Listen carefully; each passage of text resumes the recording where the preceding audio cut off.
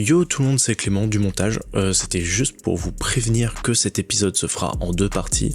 En même temps, c'était marqué dans le titre, mais du coup vous pourrez retrouver la seconde partie de l'entretien avec Bertie la semaine prochaine. En fait, je vous explique, jusqu'au 15 mars inclus, vous allez retrouver des épisodes en 2 parties. Donc à chaque fois ce sera un entretien qui sera coupé en 2 et vous aurez la première partie une semaine, puis la deuxième partie sur l'autre. Parce que en fait j'ai un gros projet que je dois faire jusqu'à mi-mars et qui va me prendre beaucoup de temps. J'ai essayé de voir si je pouvais allier les deux, donc le podcast plus projet, mais malheureusement avec énormément d'efforts ça va pas être possible parce que c'est un gros projet. Même s'il y a peu de chances que ça se fasse, c'est hyper important que je sois impliqué à 200% dedans. Donc pour l'instant je reste comme ça, je reste sur une partie et deuxième partie et la seconde semaine, mais rassurez-vous, normalement après mi-mars tout devrait re-rentrer dans l'ordre et donc on devrait avoir un entretien par semaine et on reviendra du coup à la normale comme d'habitude. Voilà, je vous laisse avec l'épisode et puis je vous fais des bisous. Aujourd'hui, celles qui travaillent par nécessité ou par goût vous diront quelles sont d'après leur expérience les difficultés d'avoir un métier. Cette question, que faire après le bac? Je vais être une voiture de police. Je voudrais rentrer dans la marine nationale parce que la mer me plaît. Josie, c'est comment travailler? Moi j'ai pas une idée fixe, il y a des métiers qui me plaisent mais j'arrive pas à trouver mon métier. En attente de place. Tu vas faire quoi après quand tu seras grand? Je vais aller quitter moi. Bonjour, bonsoir à tous, j'espère que vous allez bien, je suis Clément et bienvenue dans un nouvel épisode de Qu'est-ce que tu vas faire plus tard, le podcast sur l'orientation qui aborde 2023 avec plein de parcours différents à vous faire découvrir. Pourtant, cet épisode va résonner avec le dernier sorti puisqu'aujourd'hui on va vous parler de double licence en cinéma-théâtre et si vous vous rappelez bien, l'épisode dernier on parlait avec Léo et on parlait de master de théâtre et de licence en ciné, donc ça y ressemble un petit peu. Mais surtout dans cet épisode on va vous parler de réorientation et de concours en école d'art. Et comme à l'accoutumée, mais ça vous le savez, pour discuter de tout ça je suis très bien accompagné puisque je suis avec quelqu'un qui m'a dit « Mais pourquoi je viendrais dans ton podcast, j'ai vraiment pas beaucoup d'expérience alors qu'elle a un CV plus rempli que mon futur ?» Elle a la définition même de l'expression « Les gens passionnés sont passionnants », c'est pourquoi elle va nous parler de sa cueillette d'abricots dans la Drôme pendant près d'1 heure et ce sera le meilleur passage de l'épisode. Ne lui parlez pas de sauce magique beau gosse, car pour elle, je cite, c'est vraiment pas ouf, avis comptabilisant le plus de dislikes sur TripAdvisor. Et pour cause, aujourd'hui, j'accueille la canaise Bertie Ouvrard. Salut Bertie, ça va? Oui, merci pour cette présentation, c'est très sympa. Elle te ressemble? Bah j'imagine, oui, carrément. En tout cas, c'est mon image de toi, mais très après, bien, j'adore. Si on te dit merci sauce magique beaucoup. beau gosse, tu confirmes? Bah ouais, désolé, pas si ouf. J'ai un avis dissident. Pas si ouf. Alors, dans cette émission, vous l'avez compris, on va vous parler avec toi de théâtre. Bien qu'on en ait parlé un peu de ce sujet dans l'épisode précédent, c'est important de voir ta vision sur cette licence. Oui. Et sachant que Léo avait fait une licence de cinéma et pas de théâtre. Et après, il a fait un master théâtre. On va aussi parler de ta vision sur les études et la vie professionnelle, ainsi que la réorientation que tu es en train de mettre en place. Oui. Mais avant de commencer, je voulais vous remercier de suivre l'émission quelle que soit votre plateforme de podcast, plateforme où vous pouvez noter 5 étoiles si vous aimez l'émission. Pour rappel, vous pouvez suivre également toute l'actualité de Qu'est-ce que tu vas faire plus tard sur Twitter et sur Instagram pour ne rien rater. Bref, alors j'ai fait ta petite présentation rapidement, mais évidemment les gens veulent en savoir un peu plus sur toi et quoi de mieux que de monter dans un ascenseur pour apprendre à se connaître. Oui, un ascenseur, endroit dans le top 3 des plus gênants pour avoir une conversation. Il est l'heure de la présentation élevée. C'est quoi cette petite pièce? Est-ce que t'es tout perturbé? Est-ce que t'es tout nerveux? Je suis nerveux, ça. Qui êtes-vous? Et comment êtes-vous arrivé jusqu'à moi? Eh ben vous êtes claustrophobe? Non, c'est l'altitude. Parlez-moi de vous plutôt. Odile. Moi c'est Odile. Plutôt c'est l'ami de Mickey. La présentation élevée, c'est un peu ce qu'aime appeler toute bonne école de commerce le pitch elevator. Alors est-ce que ça te parle le pitch elevator? Ça ne me parlait pas jusqu'à ce que j'écoute ton formidable podcast, Clément. Merci et maintenant beaucoup. je sais ce que c'est. Je trouve pas ça du tout forcé, rassure-toi. Mais donc maintenant tu sais ce que c'est. Est-ce que Maintenant, tu veux expliquer aux gens du coup qu'est-ce que c'est? Il me semble que le principe vient des écoles de commerce. Il faut que pendant le trajet dans l'ascenseur, tu pitches à ton patron l'idée du siècle, donc en 2 minutes. Ouais. Et là, du coup, on va faire pareil, mais avec moi, et pas avec une idée mais avec de commerce. Des questions sur toi ou pas, oui, pendant 1 minute. Et tu dois y répondre le plus rapidement possible. Ok. Alors, pour ce jeu, je prends un rôle de composition, parce que je prends ma voix de majordome, je suis Bernabé. Bienvenue madame dans votre ascenseur de présentation. C'est moi qui vous pose les questions. Prêt? Oui. C'est parti. Allez-y. Nom de famille? Ouvrard. Prénom? Bertille. Âge? 18 ans. Matière préférée au collège ou au lycée? Art plastique et français. 6 x 8. Passe, Joker. Ton artiste du moment? Big Thief, Steve Lacy, Idols. Le cheval violet d'Henri IV. De quelle couleur il est? Violet. Quel bac tu as fait? Un double bac international. Ça, on va l'expliquer après. Ton film préféré? Le roi et l'oiseau. Ton plus grand rêve? Ne pas avoir de contraintes dans la vie. Le métier que tu voulais faire quand t'étais petite? J'ai eu pompier, j'ai eu comédienne, j'ai eu chanteuse, mais surtout comédienne. Le lait avant ou après les céréales? Après. Ton signe astrologique? Lion. Ta pièce de théâtre préférée? Je sais pas, mais la dernière que j'ai aimée, c'est Carte noire nommée Désir de Rebecca Chaillon. Ta passion actuelle? Lire des livres. Pardon. Oui, lire des livres. Ton endroit préféré? What? Je sais pas, Joker. Si tu pouvais dîner avec n'importe qui de vivant ou mort, ce serait? Frida Kahlo et Sylvia Plath. Ton gâteau préféré au goûter? Un truc salé. Et top. Il est trop nul, mon petit Léveton. Le goûter, il est salé. Le goûter, il est salé. T'es pas team sucré? Je suis pas très sucré. Oh non. Oh là là, il était trop nul, mon ascenseur, désolé. Mais non, mais très bien l'ascenseur. Mais du coup, popcorn salé? Ah non, les deux. Ah merci. Non, merci, les je deux. préfère, parce que on sortait de la pièce, on arrêtait tout. Mais écoutez madame, j'ai entendu la sonnerie de l'ascenseur, nous sommes arrivés. Merci madame d'avoir choisi la compagnie. Qu'est-ce que tu vas faire pour votre voyage? Je vous en prie, rentrez dans la pièce.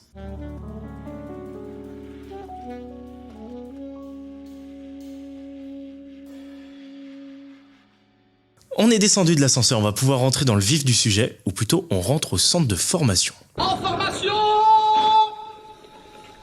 Tortue! Formation tortue!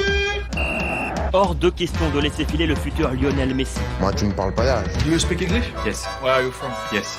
Oui, bravo, Serpentard, cependant. Alors, le centre de formation, c'est tout simple. Comme les grands joueurs, tu as été formé. Et toi, pour le coup, ça n'était pas pour mettre des triplés comme Mbappé, mais pour devenir quoi, justement? C'est toute la question. Et c'est ce qu'on va voir avec toi. On va parler de ta formation. Alors, pour commencer, on va parler de ton parcours. Mais avant de parler de ton parcours, t'étais quel genre d'élève au collège-lycée? Alors, au collège, déjà, j'avais pas d'amis vraiment. Et du coup, mes meilleurs amis, c'était plutôt les profs parce que je pouvais être ce genre d'élève que les profs aimaient bien. Oh la faillotte! Mais pas en mode faillotte, parce que j'étais pas très bien là où j'étais, que je me sentais un peu seule. Et que du coup, je me réfugiais pas mal, surtout au début du collège, dans la scolarité et tout ça. Et puis après, à la fin du collège, je me suis rendu compte qu'en fait, ça n'avait aucun sens, les notes, le travail purement scolaire, je veux dire, standardisé, tout ça. Donc, j'ai pas mal lâché du lest et je me suis beaucoup fait confiance. Et c'est là que j'ai compris que je pouvais aussi parfois sortir des clous du programme scolaire et compter sur mes propres capacités. Mais aussi, c'est parce que j'ai le privilège d'avoir des parents qui m'ont montré plein de choses, qui m'ont rendue très curieuse. Et au lycée...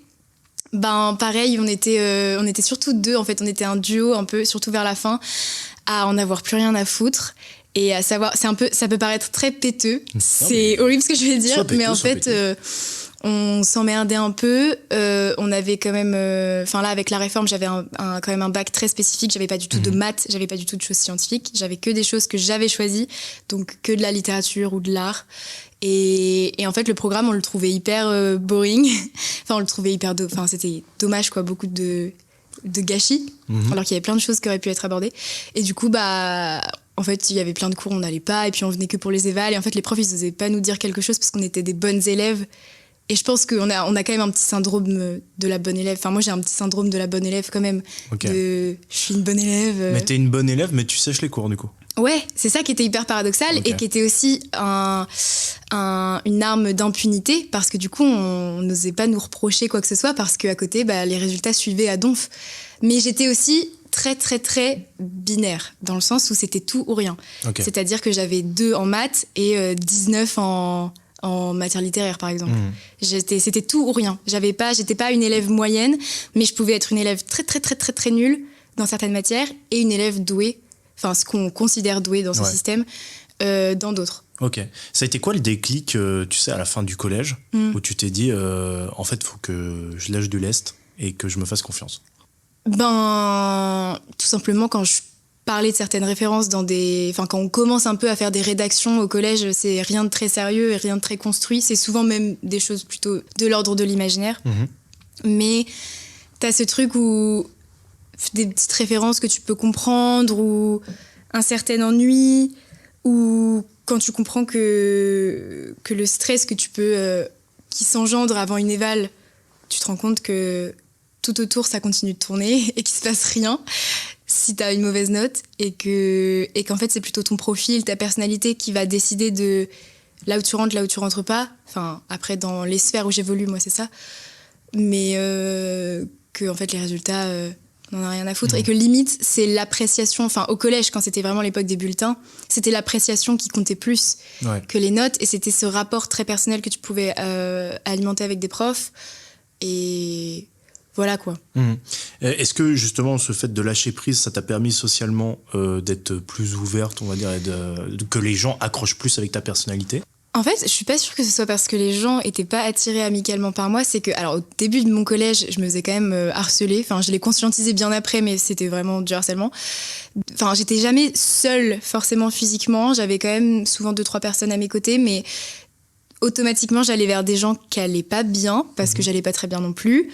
Donc, on se tirait un peu vers le bas. Et puis, le collège, de toute façon, je pense que c'est pas du tout... Non, c'est pas une safe place, hein. C'est pas une safe place. Je crois que c'est assez universel. C'est vraiment insécurisant.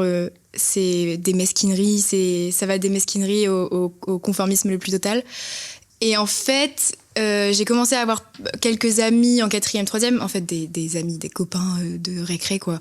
Et je me sentais extrêmement seule tout le temps. Et c'est aussi... Du coup, moi, je me suis réfugiée de mon côté dans les livres, dans l'anglais, qui était quelque chose que je maîtrisais un peu comme ça et que du coup, j'ai approfondi toute seule. Enfin, je me perdais vachement là-dedans, dans mes petits univers dans ma tête. J'étais beaucoup dans ma tête. Et à la fin, en fait, j'ai lâché prise parce que je savais que j'allais quitter cet endroit et que j'allais rien retenir de cet endroit, vraiment, ni personne. On dirait vraiment un cow-boy, je trace ma route, mais ok, je savais qu'il y avait rien, que j'allais partir seule, quoi, et que j'avais aucune attache, et que du coup, j'en avais plus rien à faire, quoi. Donc je traînais avec les gens et j'essayais de passer quand même une bonne fin de collège le plus possible, mais... Et t'as pas pensé à partir ? Bah non, parce que c'est très compliqué. Enfin, alors, moi, du coup, j'ai grandi en province, mais vraiment Caen, dans quoi. un... Enfin, en fait, Caen, non, justement, c'est ça le truc. C'est que moi, mes parents habitent dans l'Orne. Ouais. Et donc, j'ai grandi dans l'Orne, ce qui est quand même un endroit très, très campagnard et très rural. Et donc, t'as pas énormément d'options, en fait, au collège. Et puis surtout, au collège, il n'y a pas d'enjeu, en fait. Il n'y a pas d'enjeu. Ouais. Oui, c'est ça, tout le monde se connaît. Mais il y a aussi pas d'enjeu au collège. Ça sert à rien de bouger dès le collège. Ce sera partout pareil, de toute façon. Mais par contre, je suis partie tout de suite après. Ok. Ouais. Et donc là, on a parlé brièvement, mais tu as eu un bac international. Est-ce que tu veux expliquer ce que c'est ? Parce que c'est la première fois qu'on accueille un profil comme ça. Alors, déjà, c'est aussi ça qui m'a permis de partir du collège. C'est que ça a été ma porte, c'est là aussi où j'en avais plus rien à faire, c'est que je misais tout sur ça. C'était ma porte de sortie, les profs étaient derrière moi, bon, j'avais pas grand-chose, enfin, j'avais pas de quoi m'inquiéter du coup, et je savais que c'était fini et que j'allais partir. Et après, ça a quand même fait du mal, hein. Ça a été quand même compliqué au début, mais... Pourquoi ? De partir, parce que je suis partie très très jeune en fait. Ah oui, parce que on l'a pas expliqué, mais c'est très loin en fait de chez toi. C'est à 2 heures. C'est à 2 heures, donc c'est pas le bout du monde, mais quand t'as 14 ans et que tu pars dans une ville, et même si c'est à 2 heures, là-bas je connaissais personne, j'avais pas de base de retour chez mes parents, parce que j'avais pas d'amis, j'avais mes parents, c'était ma base, mais j'avais rien d'affect amicaux qui me retenait là-bas. Donc en fait j'arrivais à Caen, qui était une ville où je connaissais personne, enfin des amis de mes parents, mais je connaissais personne, dans un lycée où je connaissais personne, pour faire un truc qui, je savais, était un grand enjeu. Ouais. Parce que c'est pas rien, en fait, et je m'en suis rendu compte un peu après coup. C'est très réputé comme école. Je sais. En fait, j'arrive pas à doser, parce que comme j'étais dedans, j'arrivais pas à voir... Il y en a qui le prenaient très au sérieux, d'autres pas du tout. Dans les figures, les profs, je veux dire. Ouais. Mais quand même, je crois qu'avec... je sais que ça peut m'ouvrir des portes très facilement. Là, je les exploite pas forcément, parce que, pour l'instant, t'en as pas... Parce que j'en ai pas besoin, mais franchement, ça sert... Déjà, pour rentrer dans cette section, c'est un processus d'examen. Et encore une fois, quand t'as 14 ans, même le brevet, les épreuves, ça dure pas... ça dure pas plus de 3 heures, je crois. Ouais. Là, l'examen, c'était 4 heures. En fait, d'abord, il fallait monter un dossier avec tous les bulletins, une lettre de motivation... en anglais, évidemment, et plein de documents administratifs quelconques. Ouais. Ensuite, il retenait ton dossier et tu pouvais passer l'écrit, qui durait 4 heures.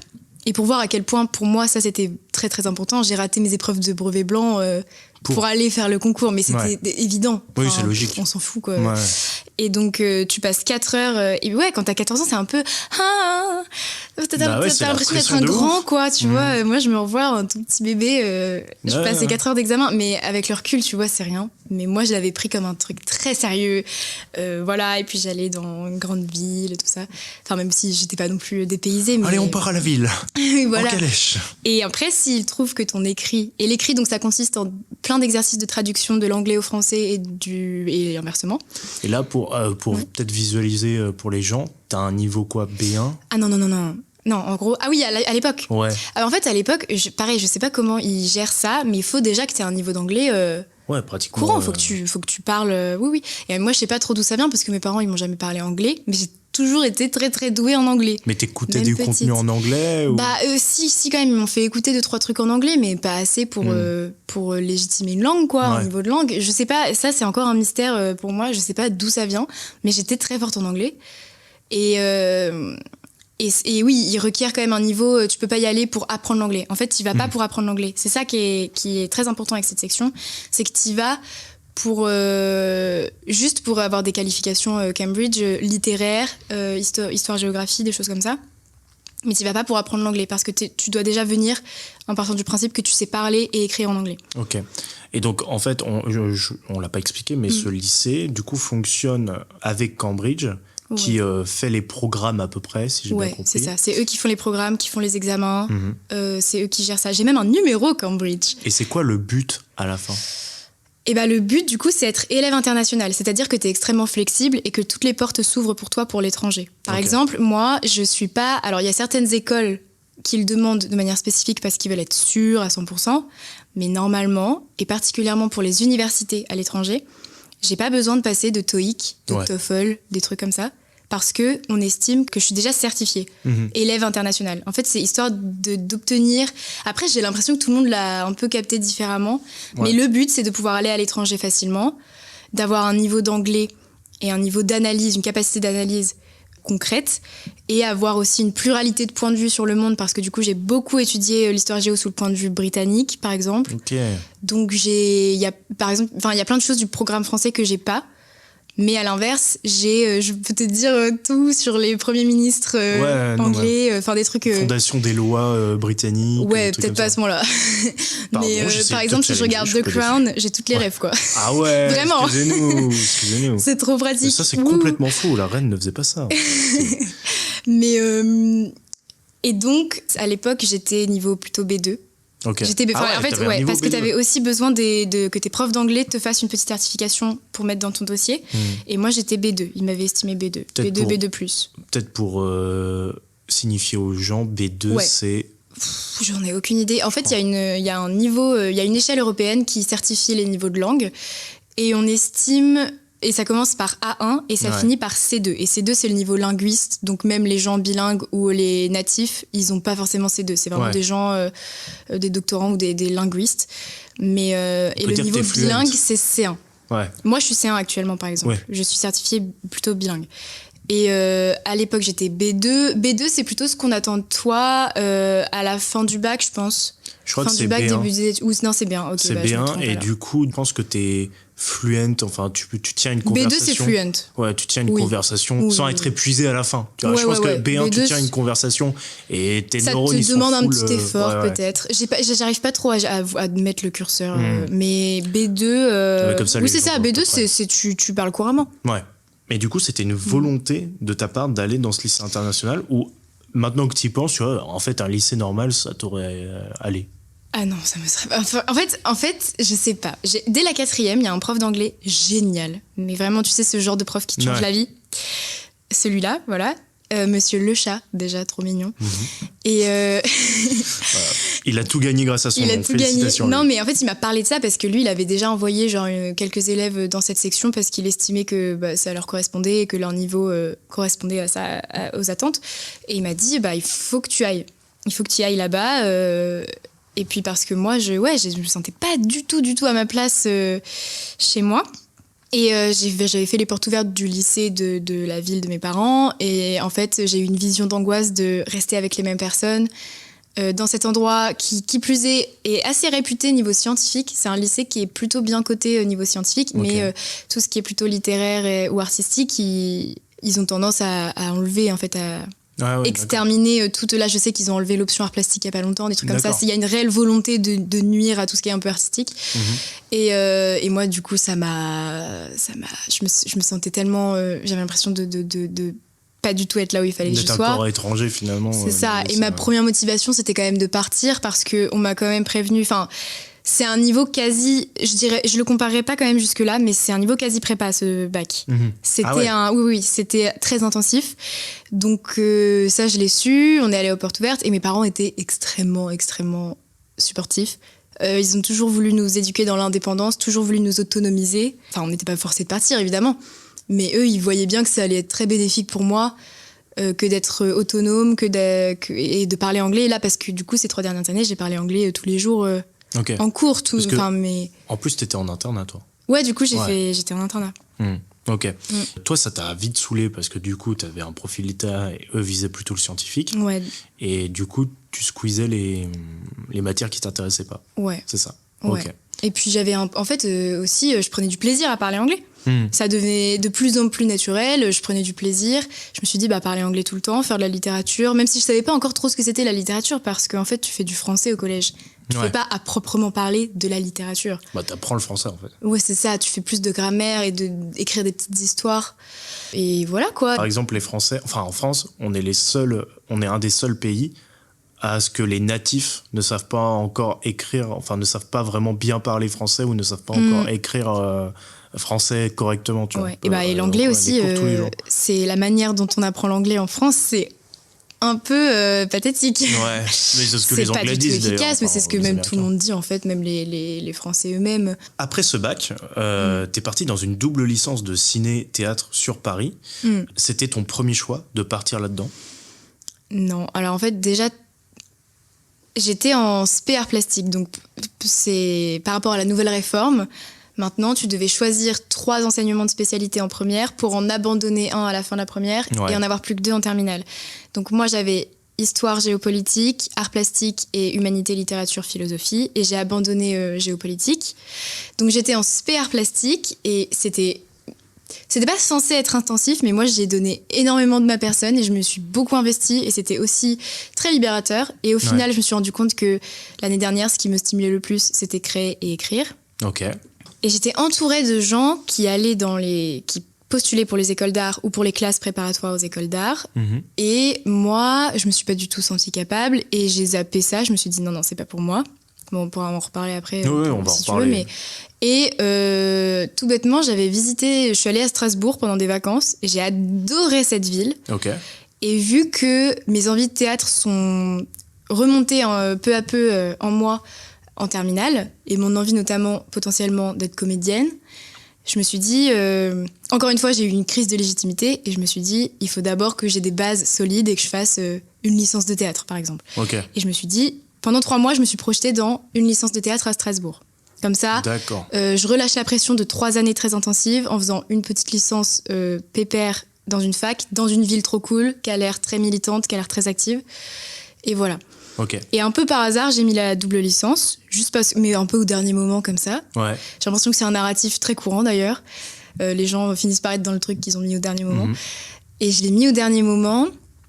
Et au moment des résultats, j'ai eu tous mes vœux parce que j'avais demandé que des licences très simples. Et il n'y avait que lui qui était un peu sélectif. Et au début, j'étais sur liste d'attente. De Strasbourg ? Non, sur la double Paris. licence. Ouais. C'est à la Sorbonne Nouvelle d'ailleurs, cette double licence. Et donc, on avait un week-end pour faire nos choix. Et j'ai réfléchi. Et en fait, je crois que c'est ce truc inconscient de double. Et donc, en fait, inconsciemment, plus, c'est mieux. Ouais. Et il y a plus d'atouts parce que ça combine le cinéma et le théâtre. Et du coup, j'ai choisi ça. Et c'est marrant que tu t'es dit, pour devenir comédienne, pour être légitime, en tout cas dans mon art, il faut que je fasse une licence, alors que la licence, c'est très théorique. Ouais. Et alors que la comédie, donc forcément, il te faut une petite culture G quand même, mais ça se pratique. En fait, c'est parce que j'ai une tante qui est comédienne. et qui est passé par les écoles, qui a fait l'école de Limoges, l'école de théâtre de Limoges. Et donc j'en avais parlé un petit peu avec elle au moment de Parcoursup. Et du coup, j'ai quand même toujours eu ce petit biais privilégié de savoir comment ça se passait dans ces écoles. Et elle m'a dit, c'est quand même dur de rentrer. Et là, je le vois maintenant avec mes camarades de conservatoire qui passent les concours. C'est quand même intense, c'est dur. Faut être prêt, faut le vouloir, et puis c'est compétitif, surtout pour certaines écoles que moi j'avais envie. Je pensais pas forcément au CNSAD, l'école de Paris. Je pensais plus à Strasbourg, encore une fois, mais parce que le TNS est très très réputé. Oui, c'est ça. Mais bon, c'est très compétitif. Et moi, je me disais, ce serait très arrogant de passer les concours dès la terminale. Je me sens pas du tout. J'avais mis entre parenthèses parce que j'avais 10 années de pratique. J'avais fait 10 ans de pratique de théâtre avant d'arriver au lycée. Et pendant 3 ans, du coup, j'ai mis entre parenthèses. J'ai pas eu de pratique théâtrale à part 2-3 ateliers ponctuels, quoi. Et donc là, ça revenait et je me disais, quand même, j'ai envie d'avoir une culture théâtrale. L'histoire du théâtre. Te remettre dans le bain, au final. Me remettre dans le bain, c'est ça. Et puis me préparer tranquillement, lentement mais sûrement, pendant 3 ans, à faire les concours. Et du coup, à être assurée. Ok. Donc, tu pars à Paris. Donc, tu rebouges loin de chez toi. Ouais. Est-ce que ça t'a fait bizarre ou ça a été Pas du tout. En fait, c'est ça qui a été bénéfique et je ressens les effets après coup. C'est que quand je suis arrivée en seconde à Caen, j'étais pétrifiée et la première, voire les 2 premières semaines, ça allait pas du tout parce que je me disais j'ai pas fait le bon choix. Qu'est-ce que je fais là c'est hyper jeune en même temps. C'était très compliqué et vraiment je m'en souviens comme une très mauvaise période. Et là, du coup, cet été, avant d'y aller, je me suis dit c'est trop bien parce qu'en fait j'ai eu un entraînement parce que je ne suis plus du tout habituée à avoir un rythme de vie commun avec mes parents. Donc, je ressens pas de déchirement. Ce qui a été dur, c'est quand même juste partir de Caen parce qu'avec le recul, je me rends compte que j'ai un attachement à cette ville immense. Et j'y reviendrai, je pense, un jour dans ma vie. C'était plus ça qui était dur et mes amis, parce que du coup, contrairement au collège, au lycée, j'ai formé des amitiés qui sont plus que des amitiés, qui sont des liens, des racines très solides. Et donc, quand je suis arrivée à Paris, c'était surtout l'idée d'avoir un endroit à soi parce que pendant 3 ans, je me sentais nulle part chez moi parce que l'internat, c'était pas chez moi. Il y a quand même mes 2 dernières années de lycée, j'étais quelques nuits par semaine à l'internat et après, je vadrouillais. Mes parents me faisaient très confiance. Et je vadrouillais, je dormais chez des amis, à droite à gauche. Donc voilà, j'étais pas tout le temps à l'internat. Mais du coup, j'avais toujours cette dépendance de potentiellement dormir chez les gens. Quand je revenais chez mes parents, j'étais pas du tout chez moi parce que c'était pas du tout... Je rentrais toutes les 3 semaines à peu près. C'était vraiment... déjà comme si je revenais dans ma chambre d'étudiant. Sauf qu'à côté, j'avais pas mon appart étudiant. J'étais juste en transit totalement. Et pendant 3 ans, j'ai pas défait ma trousse de toilette. C'est tout bête, hein, mais c'est vrai. Et du coup, j'avais juste hâte d'avoir un chez moi, quoi, et me l'approprier. Mais donc, bon, c'est très privilégié de dire ça, mais oui, c'est vrai. Du coup, c'est le cas. J'avais hâte de ça, surtout. Donc, tu débutes cette licence de ciné-théâtre. Qu'est-ce que tu fais exactement et à quoi tu t'attends avant de rentrer ? C'est ça, en fait. Je crois que j'ai un peu fantasmé l'université, c'est-à-dire l'écriture de dossiers, la recherche, ce truc un peu académique, théorique, dans lequel je me confortais, surtout parce que j'avais des petites facilités. Et donc, me conforter dans un milieu où je savais que j'allais à peu près y arriver, c'est-à-dire écrire des dossiers ou faire des trucs un peu théoriques, passer des évaluations, dans un sujet en plus que j'avais jamais étudié de manière scolaire, le théâtre et en l'occurrence le cinéma. Et j'avais un peu fantasmé ce monde universitaire, je crois. Je me suis aussi dit que la double licence, comme c'était un truc très restreint, que c'était pas comme une licence simple où il y a 300 personnes, mais c'était vraiment un petit groupe un peu privilégié avec une 20aine de personnes, je me suis dit, faut vraiment en vouloir pour avoir cette double licence, donc je vais être avec des gens passionnés, ça va être super et passionnant, je vais être avec des gens un peu comme moi. Et déjà, j'ai eu un premier petit message d'alerte quand la rentrée a été décalée d'1 mois. Ok. Déjà. Juste avant, est-ce que tu veux expliquer comment se passe une double licence. Oui. Du coup, parce que les gens, Oui. bon, une licence normale, t'as une licence, t'as tes cours et t'y vas. Et si on veut expliquer, la double licence, c'est que tu vas choisir tes cours et tu vas avoir un mélange de classes, en fait. Ouais. Mais déjà, il y a une émergence de double licence. Ouais. Je sais pas, en fait, je suis un peu mitigée. Je sais pas si ça témoigne d'un truc français, encore une fois, de bourrage, on en fait toujours plus, ou si c'est vraiment une envie de s'ouvrir à la pluridisciplinarité. Je sais pas, mais il y a une émergence de double licence. Et donc, en fait, c'est... alors, au premier semestre, l'emploi du temps tu peux pas le choisir, comme dans une licence simple où tu choisis tes TD. Tu peux pas le choisir, il t'est imposé. Mais là, je crois que c'était surtout parce qu'il y avait des problèmes administratifs qui font que... oui, tu vas avoir un certain quota à remplir de cours de cinéma et de cours de théâtre. Ok. Tu vas toujours avoir des cours en commun avec les autres licences. C'est pas du tout un truc où toute la semaine, t'es que à 20 avec les gens de la double licence. C'est pas ça. Mais tu vas avoir les cours les plus essentiels de la licence théâtre et les cours les plus essentiels de la licence cinéma. Et du coup, pendant les inscriptions pédagogiques, c'est-à-dire les inscriptions où tu choisis ton emploi du temps, où tu choisis les cours auxquels tu participes, et ben, y a juste certains cours, certains créneaux qui te sont pas disponibles parce qu'il faut laisser de la place pour le cinéma à côté. Et donc, tu valides un certain nombre de cours pour avoir une licence. Bah là, c'est pareil, mais tu vas valider un certain nombre en cinéma, un certain nombre en théâtre, ce qui fait que tu auras les 2 licences au bout. Ok, voilà, comme ça, c'est expliqué. Et maintenant, donc, tu as eu un doute, enfin, il y a un truc qui t'a mis la puce à l'oreille au moment où la rentrée a été décalée d'1 mois. Bah, en fait, ça, c'est accessoire, mais c'est juste que ça m'a donné... La rentrée a été décalée d'1 mois et... Ça commence mal, quoi. Ça commence mal déjà, juste par rapport à la fac, parce qu'au début, pareil, j'avais fantasmé c'est un nouveau campus, ça va être super, parce que du coup, c'est la Sorbonne Nouvelle qui a été l'objet de beaucoup de blagues en plus, du coup, par rapport à ça. Ouais, et en fait, ça m'a donné 1 mois déjà pour trop réfléchir. J'avais trop de temps sur mes mains pour réfléchir. C'est pas bien. Et du coup, quand je suis arrivée, déjà, c'était l'atmosphère de la fac. Mais ça, c'est un truc plus grand. Et limite, si le cursus me plaisait, ce serait accessoire. Mais la Sorbonne Nouvelle, il faut savoir que ça se privatise dans tous les sens du terme. Donc déjà, rien que l'architecture, il y a une logique de contrôle des étudiants. Ce qui fait que t'es plus du tout dans la fac comme endroit ouvert et public et fluide par excellence. C'est ça la fac normalement, si tu peux aller voir un peu le cours que tu veux, même si t'es pas inscrit, tu peux aller t'asseoir dans un cours magistral et pendant 1 heure et voir ce qui se passe. Tu peux un peu rentrer, sortir. C'est aussi un lieu politisé où il y a des affiches, où les étudiants se rencontrent, se rassemblent, se forment, s'organisent. Et là, pas du tout, c'est pas du tout le cas. Okay. Donc déjà, c'est bête, mais c'était important pour moi, ce facteur. Et là, le fait que ce se soit effondré, ça fait que la Sorbonne Nouvelle, c'est un lieu anxiogène pour moi. Ok. Ouais. En fait, il y a aussi ce truc Vigipirate que j'entends, mais il y a aussi un refus manifeste de fournir, par exemple, des salles de réunion aux assos. Du coup, les assos, elles dépérissent et du coup, les étudiants, ils deviennent un peu apathiques et ils sont pas au courant de ce qui se passe dans leur fac et ils sont pas au courant des mouvements qui peuvent se créer. Et voilà. Moi, je trouve ça problématique dans la fac qui est quand même, mais même pour nos parents, c'était le lieu un peu révolutionnaire, le lieu politique où on faisait des débats. Là, c'est pas du tout le cas. Il y a une façade, il y a une apparence, mais... Pour ajouter quelque chose, c'est que je pense aussi que tu as 2 facettes de l'étudiant en fac.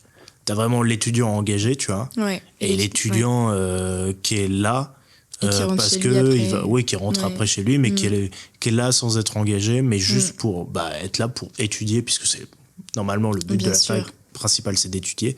Et après, forcément, il y a des mouvements qui se créent parce que, voilà. Mais c'est juste anxiogène. En fait, ça, si ma formation me passionnait, je ferais abstraction. Mais là, c'est plein de petits trucs qui s'accumulent et qui, moi, m'ont fait me dire, mais en fait, je suis pas du tout à ma place ici, quoi. Ok. Pour continuer juste sur cette licence, parce que si les gens sont intéressés, tu vois, et on en parle un petit peu, en termes purement de matière, qu'est-ce que vous faites exactement dans cette licence ?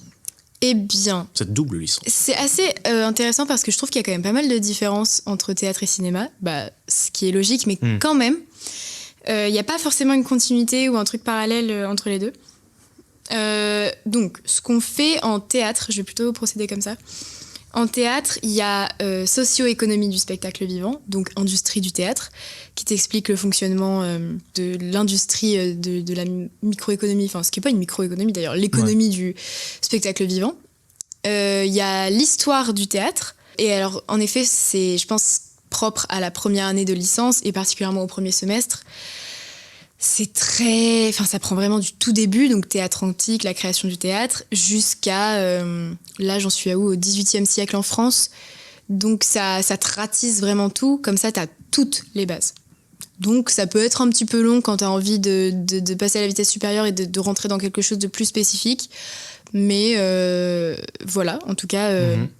faut le savoir, il y a une sorte de frise chronologique de l'histoire du théâtre en Europe. Enfin, c'est très, très occidental. Ouais. Il y a aussi approche historique des textes et de la scène, ce qui est vraiment la même chose, mais en application avec des textes. Mais c'est vraiment exactement la même chose. Le programme suit la même continuité. Ok. Alors après, moi, ça, c'est les cours qui m'ont été imposés. Je sais qu'il y a certains cours que tu peux choisir, mais grosso modo, pour les premières années de licence, même quand tu peux choisir tes créneaux horaires, c'est souvent les mêmes cours. Et il n'y a pas de pratique du tout dans le théâtre ? Non. Ok. Alors, j'ai le cours atelier du spectateur, où tu vas voir des pièces, et après, souvent, les travaux que tu as à faire, c'est écrire des critiques, des choses comme ça. Okay. Il y a dramaturgie, qui est l'étude des textes théâtraux. Donc ça, c'est un petit peu pratique dans le sens où il peut y avoir de l'écriture créative. Par exemple, en dramaturgie, on a travaillé sur Othello, et après avoir travaillé sur le texte, on a eu cet exercice, après c'est propre à chaque prof évidemment, mais on a eu cet exercice d'écrire le journal intime d'un personnage d'Othello pour essayer un peu de détecter les rouages de qu'est-ce que c'est que... Voilà, quelle place prennent les personnages, qu'est-ce que c'est que la dramaturgie, tout simplement. Voilà. Ok. En termes de cinéma, du coup, qu'est-ce que vous voyez ? En cinéma, il y a l'industrie du cinéma, pareil. Il y a l'histoire du cinéma, mais du coup, l'intitulé du cours, c'est Histoire du cinéma muet, puisque le cinéma commence forcément par le muet. Donc là, pareil, tout simplement, on voit du début du cinéma jusqu'à l'arrivée du parlant. Okay. Ça, c'est pour le premier semestre de L1. Le premier semestre s'arrête au début du parlant. Et il y a analyse filmique. Et analyse filmique, c'est pas inintéressant. Non, mais c'est poussé. Mais c'est poussé, c'est-à-dire que moi, je pensais juste que c'était analyser des films directement, genre on voit des extraits et on dit ce qu'on en pense et on apprend quand même quelques mots techniques, vocabulaire. Là, vraiment, c'est purement technique. Purement technique. Je sais que ça va évoluer au semestre 2 et en L2 vers, du coup, plus d'interprétation. Okay. Et essayer justement d'utiliser ce qu'on apprend en technique pour mener vers l'interprétation. Là, c'est vraiment apprendre ce que c'est un travelling, un zoom, voilà, les couleurs, les sons. Il y a, enfin voilà, ce que c'est un truc extra-diégétique, qu'est-ce que c'est, les trucs, voilà, tous les mouvements de caméra, les effets. Ces choses-là. Faut s'accrocher, il y a beaucoup de vocabulaire dans ce cours. D'accord. Et donc, en fait, là, pour l'instant, ces cours, ils te passionnent pas assez pour rester dans cette double licence.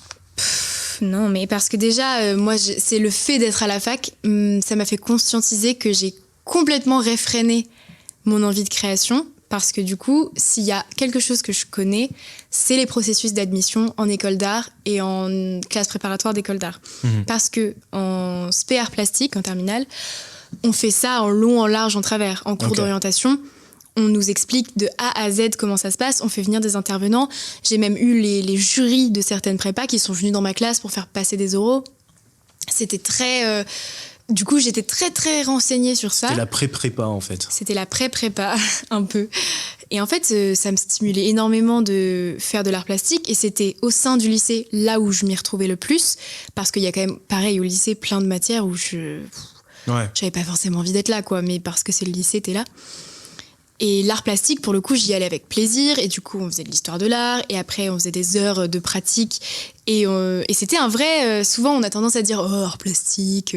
Il y a des gens qui étaient là pour ça. Mais en fait, ils se sont trompés. Enfin, ils ont envie de déchanter quand ils sont arrivés parce que c'est pas du tout le cas. En fait, art plastique, c'est très intensif. Tu dois faire 3 gros projets au cours de l'année avec minimum 5 planches de recherche. Des planches de recherche, il faut savoir que la taille standard pour l'aspect art plastique, c'était un format raisin, ce qui est quasiment comme un petit poster, en fait. Là, c'est un grand truc. Comme c'est audio, ça fait 4 têtes de Bertie. Non, ça fait un bon gros poster, quoi, un poster. Il y avait tout un processus et il fallait que ce soit des projets très finalisés avec une vraie intention, un vrai geste artistique, un vrai processus, des vraies idées. Et après, il y avait un oral avec un jury à la fin où tu devais exposer tous tes travaux comme un jury. En fait, ça se passe comme dans les écoles d'art, limite. Mais c'est juste dans une toute petite échelle, dans un petit microcosme avec pas du tout les mêmes enjeux. Mais dans les écoles d'art, pour valider chaque année, il faut que on appelle ça un jury. Il y a un jury, tu passes ton jury, tu exposes tout ton travail et tu l'expliques et tu le contextualises. Ok.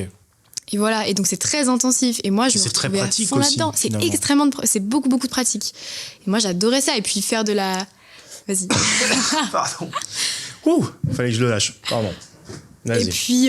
Et puis c'était très pareil. Si tu voulais que ton projet ce soit un film, ça pouvait être un film. Si tu voulais que ton projet ce soit un processus d'écriture ou de l'écriture créative, ça pouvait l'être. Ça pouvait être beaucoup de choses. Et c'est ça aussi, c'est les beaux-arts. Ce qu'on entend par beaux-arts, c'est-à-dire art plastique, art visuel, c'est énormément de médiums, une pluralité de médiums infinie. Et en arrivant à la fac, j'étais pas naïve, je savais qu'il allait pas avoir de pratique. Je suis allée la chercher ailleurs, la pratique théâtrale, dans un conservatoire.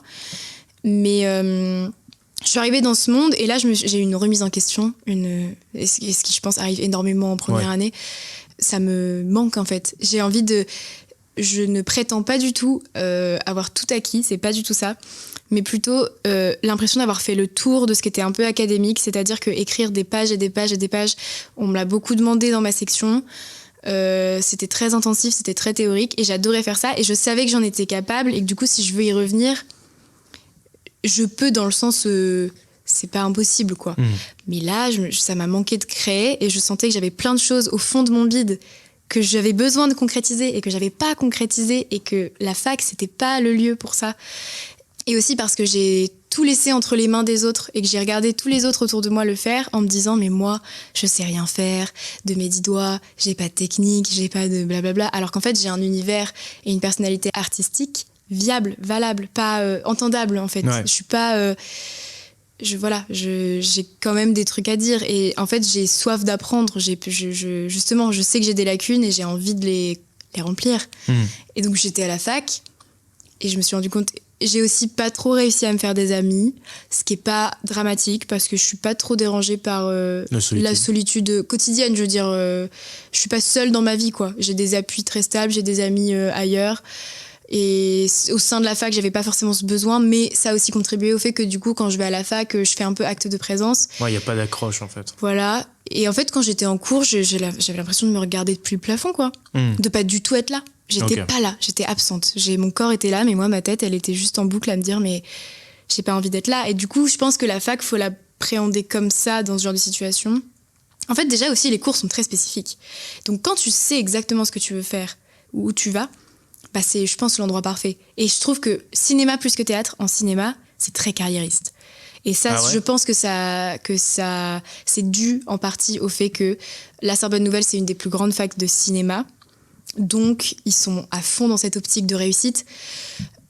Moi, voilà, je suis pas, même par rapport à mes idéaux, mais aussi parce que tout bêtement, j'ai pas une idée précise de ce que je veux faire. Que... C'est ça, mais du coup, c'est très carriériste. Vous allez finir des grands réalisateurs et voici comment vous allez faire. Et 1, 2, 3, toutes les étapes pour concrétiser. Donc, dans un sens, c'est aussi très concret. Moi, ça m'a pas du tout mis un pied dans le réel parce que c'est pas ma réalité. Mais ceux qui veulent devenir, je sais pas, scénaristes, producteurs, réalisateurs, c'est là qu'il faut aller, je pense, parce que en plus, c'est bête, mais c'est là aussi que tu fais des contacts. Les profs, ils ont des contacts. Et puis, ils t'expliquent comment essayer de te faire financer ton court-métrage, comment... Donc voilà, c'est concret, mais juste pas pour moi. Bon, alors là, pour le coup, on va parler maintenant de réorientation, de qu'est-ce que tu as envie de faire maintenant. Pour ceux qui sont intéressés par la licence de cinéma, je vous conseille d'aller voir l'épisode précédent où on en parle beaucoup, où on dit qu'est-ce qu'il y a après par la suite. Mais là, en l'occurrence, Bertie, tu vas pas faire la suite. Je pense. Donc, on va parler d'autre chose. Donc là, tu te décides de te réorienter. À partir de combien de temps tu as réagi? Et est-ce que ça allait très vite dans ta tête en mode... Ok, j'arrête, et maintenant je fais ça, ou est-ce que c'était un moment, j'arrête, et par contre, qu'est-ce que je fais? Ok, alors déjà, ma rentrée, c'était en octobre, et déjà, je sentais que ça allait pas, tu vois. Mais je me suis laissée tout le mois d'octobre en me disant, souviens-toi, et c'est là que ça m'a été un peu utile, souviens-toi, quand t'es arrivée en seconde, les 2 premiers mois, t'avais pas du tout l'impression d'être là où il fallait être, ça n'allait pas, laisse-toi le temps. Faut se laisser le temps, au début... En vrai, je pense qu'on a un peu tous ça, sauf quand c'est chouette et que t'as trouvé vraiment le truc qui te branche carrément, et ça, c'est trop bien. Mais au début, t'as toujours un peu ce sentiment de je vais pas être bien là, j'arrive pas à me projeter. Donc je me suis laissée tout le premier mois en me disant prends ton temps, prends tes marques, c'est normal, c'est un nouvel univers, c'est normal d'avoir ce temps d'adaptation très dur. J'ai eu aussi une petite période de perte de sens, ce qui est générationnel, je pense, que notre génération en 2022, enfin là maintenant 2023, mais en 2022, en octobre, même avant, mais... Pendant le Covid, ouais, 2019, en fait, la crise écologique, ouais. Moi je me disais juste à quoi bon être là, en fait, dans 10 ans. Là, on se prend trop au sérieux. Au sein de la fac, à se dire quel master, enfin quel mémoire je vais écrire, machin.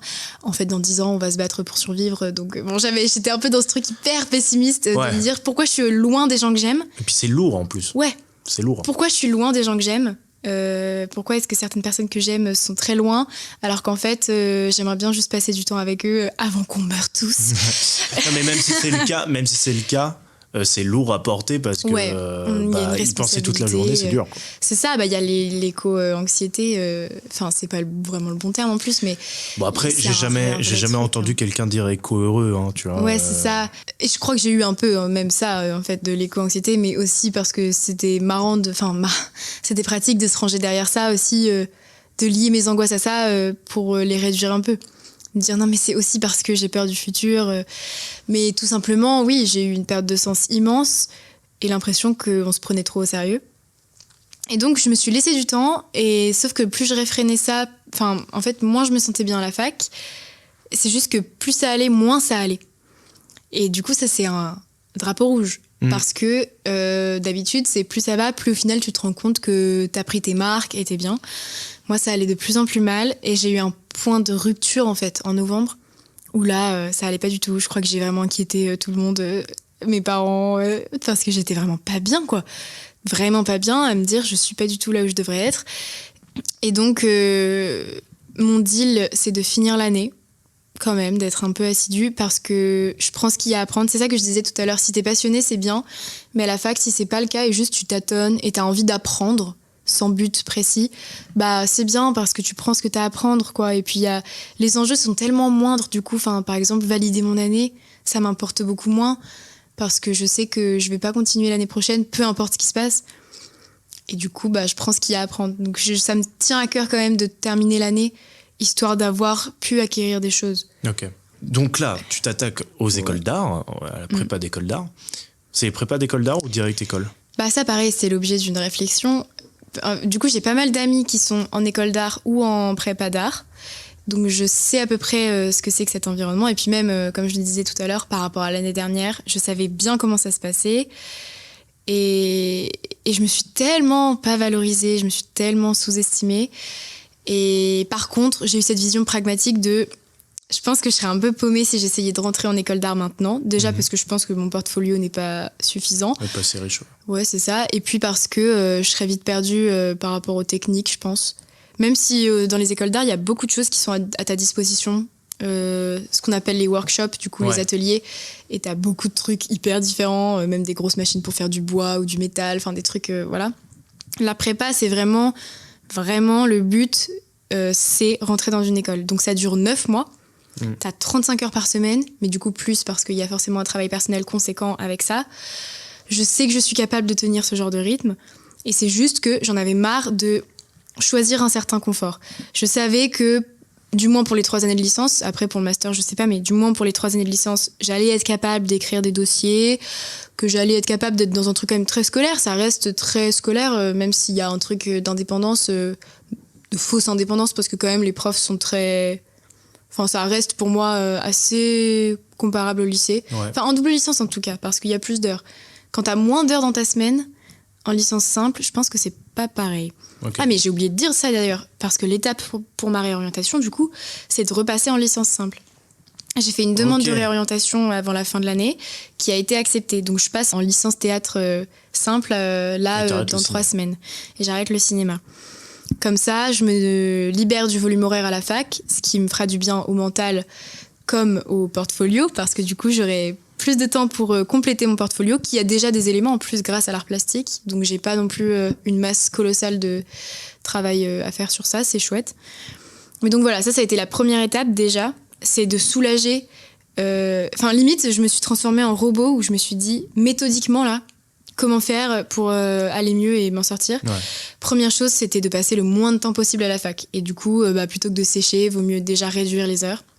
Parce que c'est gérable la double licence d'ailleurs pour les gens qui veulent faire de la double licence. C'est un... en fait, je pense que ça va être comme au lycée parce que moi, du coup, c'est moins que ma section. Mais je pense que c'est comparable au lycée, voire moins, mais même moins en fait, je pense. Il y a moins d'heures, je pense. Donc c'est faisable, mais juste moi, fallait que j'ai du temps libre quoi, pour me consacrer au portfolio. Mmh.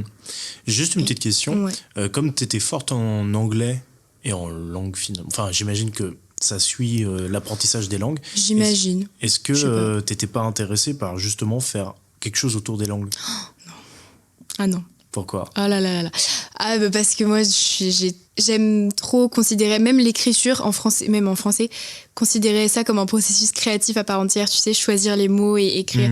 Je suis très en fait vraiment ce qui me fait kiffer, c'est avoir des processus créatifs et créer quelque chose et créer une chose qui existe pour elle-même. Ouais. Et les langues, je savais juste que pareil, si ça m'intéressait vraiment, j'aurais dû faire je pense des sacrifices de ouf comme faire des cours de grammaire très très poussée, de linguistique, des choses comme ça.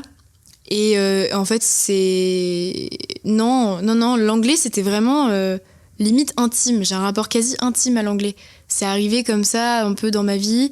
J'adore parler cette langue. Ça m'ouvre un tas de portes pas possibles. C'est-à-dire que je communique en anglais. C'est une richesse de connaître une autre langue, c'est trop bien. Mais en faire un métier, par exemple, être prof, par exemple, pas du tout. Pas du tout. Ah, non. Donc, pour revenir aux écoles d'art et du coup à la prépa, est-ce que tu veux préciser les prépas ? Est-ce qu'il y en a plusieurs qui visent telle ou telle école, ou est-ce que c'est une prépa et après tu choisis à quelle école tu vas postuler ? Alors, il y a un réseau de prépa publiques en France qui s'appelle APA. Vous pouvez aller sur le site APA et ça référence toutes les prépas publiques parce que, attention aux privés. Dans tous les domaines artistiques, je pense qu'il faut faire vraiment gaffe au privé parce qu'il y a plein d'écoles qui sont pas reconnues par l'État. Et après, pour trouver du taf, c'est vraiment compliqué. Ou même celles qui sont reconnues par l'État, des fois. Ouais, même celles qui... Voilà. Faut faire vraiment super gaffe. En plus, tu payes très très cher pour des enseignements pas toujours au niveau...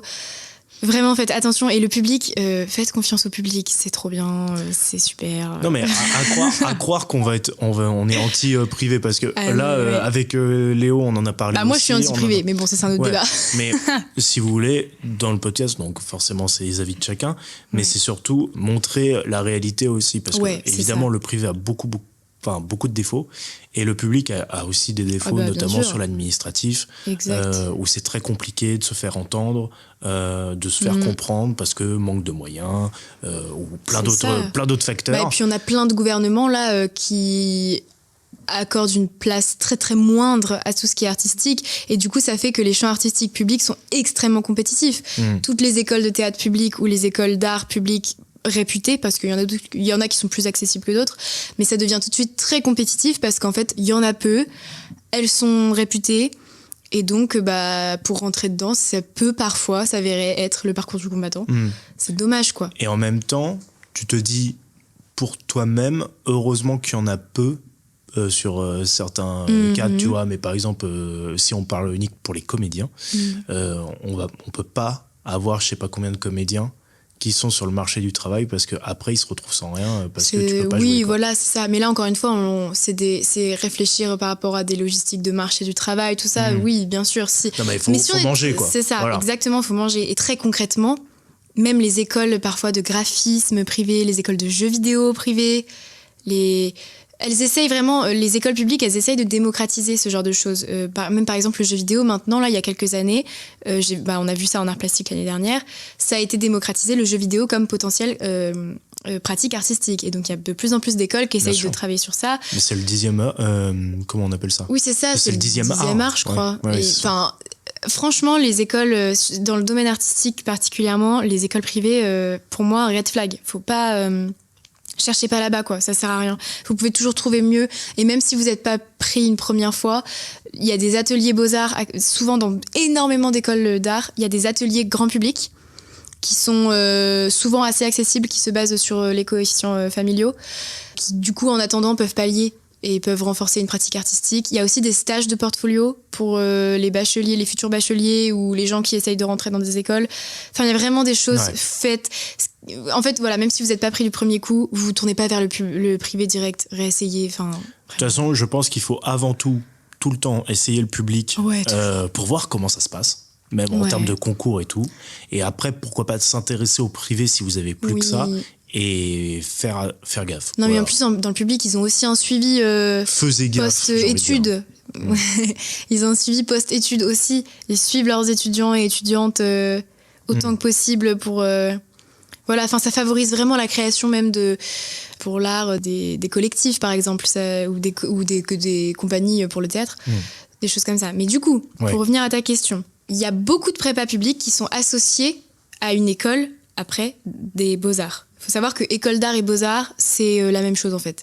Après, il y a art déco, l'école Boulle et tout, ça c'est des choses différentes. L'école du Louvre, art déco, art appliqué, ça c'est pas la même chose. Est-ce que tu pourras expliquer après qu'est-ce que c'est tout ça? Oui. Ok, top. Mais beaux-arts et école d'art, c'est la même chose. C'est tout ce qui est vraiment art plastique et le mot art en lui-même et tout ce que ça renferme. Donc ça peut être peinture, performance, ce que vous voyez à Beaubourg, au Centre Pompidou, voilà, c'est ce qu'on va faire aux Beaux-Arts. Donc, ça peut être de tout, ça peut être tout et n'importe quoi. Donc dans les prépas souvent sont associées à des écoles, pas toujours mais c'est souvent le cas. Et elles vont souvent être dans des endroits plutôt décentralisés, pas forcément dans des grandes villes. C'est-à-dire qu'il y a quand même des prépas, il y a 2 prépas publics à Paris et il y en a d'autres en Île-de-France, un peu partout. Et après, en province... Il doit y en avoir... Il y en a partout. Oui, non, mais de toute façon, vous pouvez aller voir vraiment sur le site APA. Il y a la carte de la France avec tous les endroits des prépas publics. Et donc, le but de ces classes préparatoires, c'est... alors, le premier but, c'est d'après faciliter les concours en école d'art pour les élèves. Et je crois qu'il y a vraiment 98% de réussite quand tu sors d'une prépa pour rentrer dans une école après.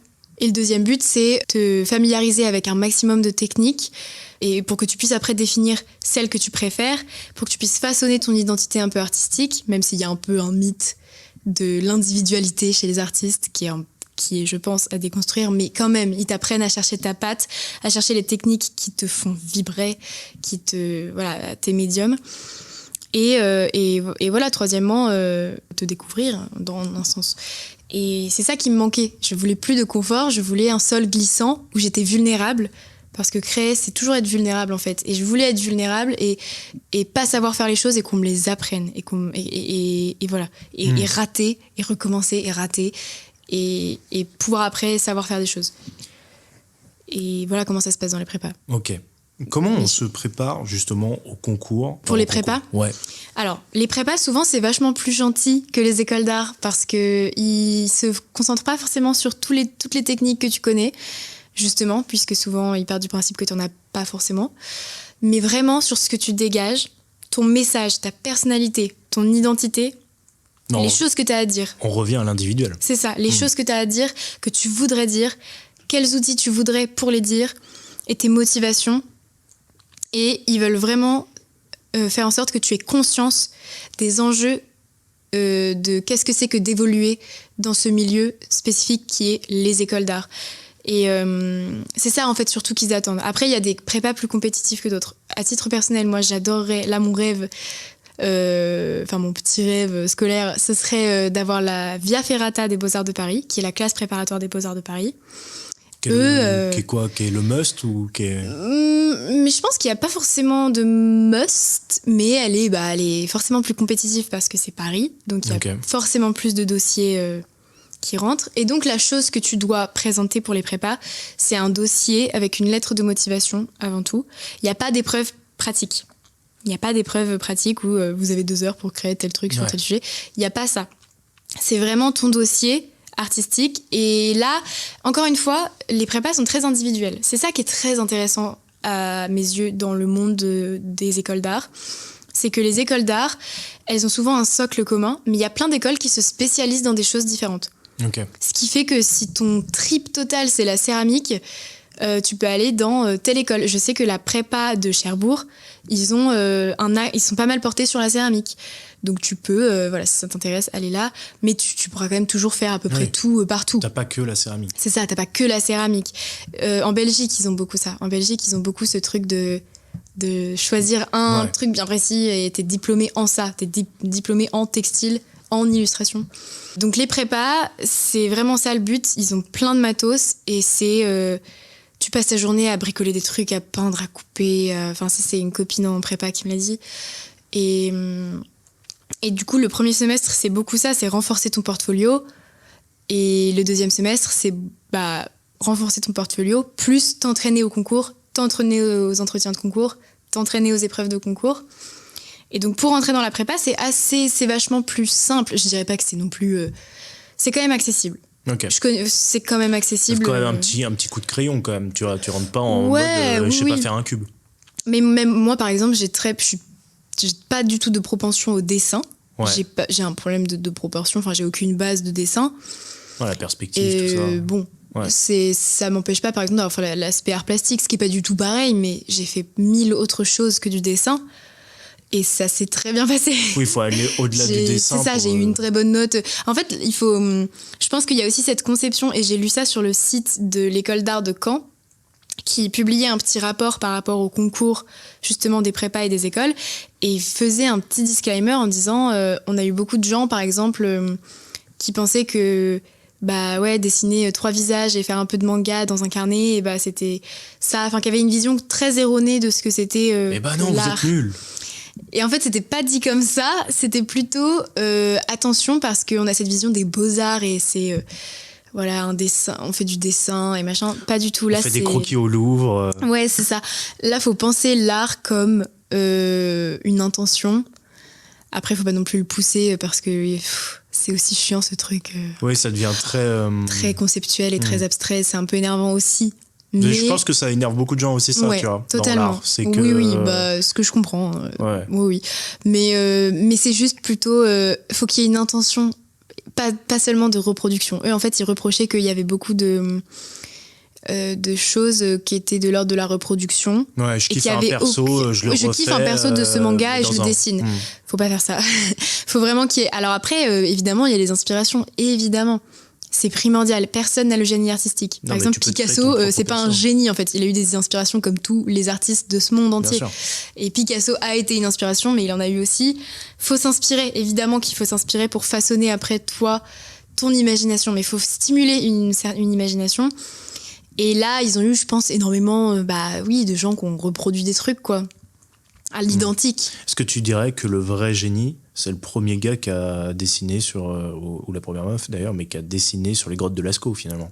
Bah ouais, peut-être. Mais même là, oui, c'était un truc de reproduction. Non, mais je dirais pas un mammouth. Ça. Moi, je dirais que le génie, c'est savoir admettre sa vulnérabilité et admettre que tout ce qui se passe dans ta tête, c'est quelqu'un d'autre qui l'a fait avant.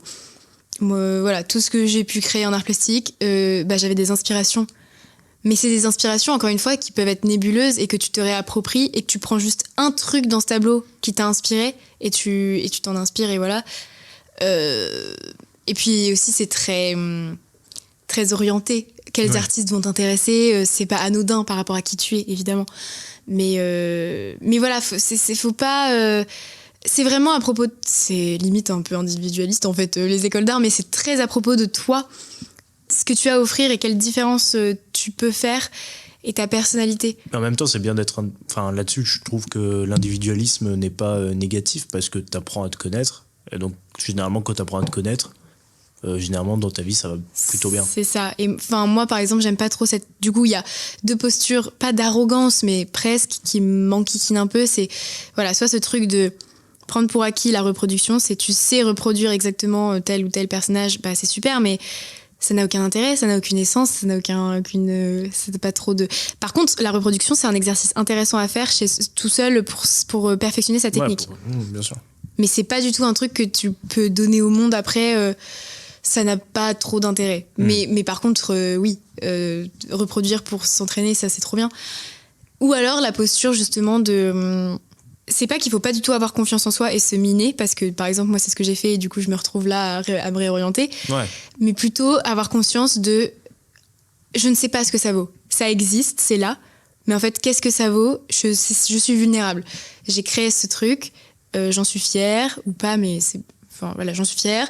Voilà, avoir cette discussion de fluidité et juste de pas prendre forcément les choses pour acquis et de chercher, dans une moindre mesure évidemment, mais de chercher la validation collective. Même en plus, le collectif, c'est un peu le futur aussi.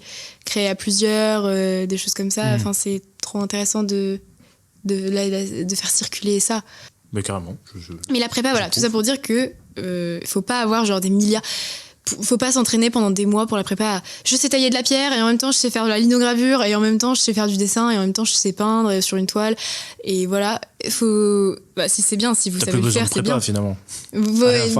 C'est bien si vous. Enfin, c'est toujours un plus, je pense, de multiplier les médiums. C'est toujours bien, je pense. Et aussi parce que ça te montre que tu te fais un challenge. Moi, c'est ça que je recherche un peu. C'est le challenge m'éprouver, quoi. Ok. Mais voilà, c'est avant tout, je trouve, les intentions et les motivations moi, je vais essayer de les convaincre en leur disant que vraiment, j'ai soif d'apprendre, j'ai soif qu'ils m'apprennent des trucs que je sais pas faire pour que je puisse concrétiser des choses qui se passent dans ma tête, mais que je peux pas voir parce que je sais pas faire, quoi. C'est la fin de cette première partie avec Bertie. On se retrouve pour la deuxième partie de l'interview la semaine prochaine, où vous pourrez plus en savoir sur les portes ouvertes de ses prépas, mais aussi sur les expériences professionnelles de Bertie, sa vision du travail aussi, et puis aussi tout son point de vue sur l'artistique qu'on a déjà commencé à discuter, mais qu'on va continuer sur la seconde partie. Je vous laisse, à très très vite. N'oubliez pas de vous abonner si vous voulez pas louper la seconde partie. Bisous. Que se passe-t-il ? Moi, je te dis, qu'est-ce que tu veux faire ? Et tu me réponds, tu n'en sais rien, que veux-tu faire ? Là, je n'en peux plus. Je suis en bout du rouleau. J'ai envie de rentrer, me foutre la servante et terminer mon soir. Je pense qu'il est un peu trop tôt pour faire un choix. D'accord. Mais mon choix est fait. Ah, donc vous avez choisi. Bon, récapitule dans le calme. Bon voyage, arrivederci, sayonara, adieu, bon débarras, bon vent, que le diable t'emporte à 312 km. Qu'est-ce que vous faites mercredi prochain ? Mercredi prochain, rien. Parfait. L'ami chez qui on devait aller ce soir redonne un dîner, vous êtes bien sûr invité. C'est vraiment très gentil, ça. Non, c'est normal, on vous a raté aujourd'hui et on ne doit pas vous rater la semaine prochaine.